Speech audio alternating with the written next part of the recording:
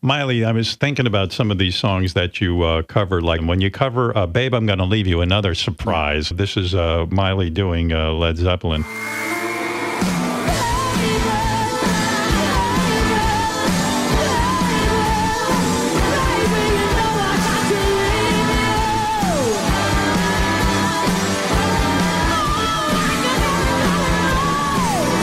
Watching these crowds when you do this stuff, they're like, oh, whoa, I didn't have any idea, you know? I think we started doing that after my 60th show on Banger or something like that. And right.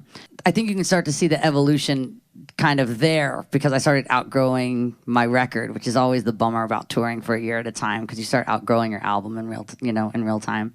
Wait, explain that to me. What do you mean? In other words, you put out an album and then you go on tour. Yeah. And because the tour is so long, that you kind of get sick of doing those and more songs? Than sick of it, the songs don't relate to me anymore. You know, like if it's a song, I had a song called like, I'll Never Get Over You. And by the time I sang it live, I was so fucking over it. My brand is authenticity. And then when I feel like I'm faking it, I was doing something genuine, but then I outgrew it. So then it became kind of fake. And so then I didn't like it anymore. So in other words, there's some percentage of your audience at some point that would show up waiting to see Hannah Montana, and then they get the new Miley, and it's confusing to the audience and confusing to you. Well, yeah, I actually was kind of bad about that, like having, I guess, giving the fans really what they want. And I was backstage with Paul Simon for, I think, SNL 40, something like that. And he was asking me about my set, and he didn't know any of the songs in my set. And he was like, you got to do the hits. He's like, for your whole show, it's going to be 90 minutes. You're going to sing one song that you like. And the rest, you want to make sure that everyone that paid money to come see you love. And then I think I added in Wrecking Ball like the next day.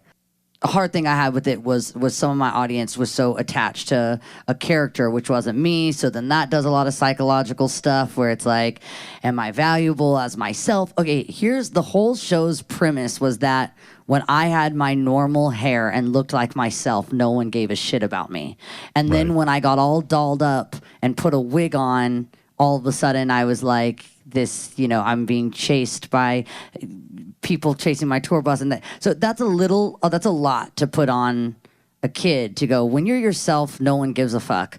But then when they go and kind of groom you to look like something else, something that you're not, and you're really young, and it's a lot of makeup and, wigs and all this stuff, it does something psychologically. I'm not mad about it. I know how to lay down a wig like nobody else's business. Like I learned, but I actually thought about this a lot this week because my hair is some sort of like reflection for my sanity, my sexuality, my sobriety. The public really makes my hair, I guess, the kind of monitor of how I'm doing. And it's really not their fault that they associate my hair and my identity and my well-being so closely because we drilled that into their brains for 8 years of a series.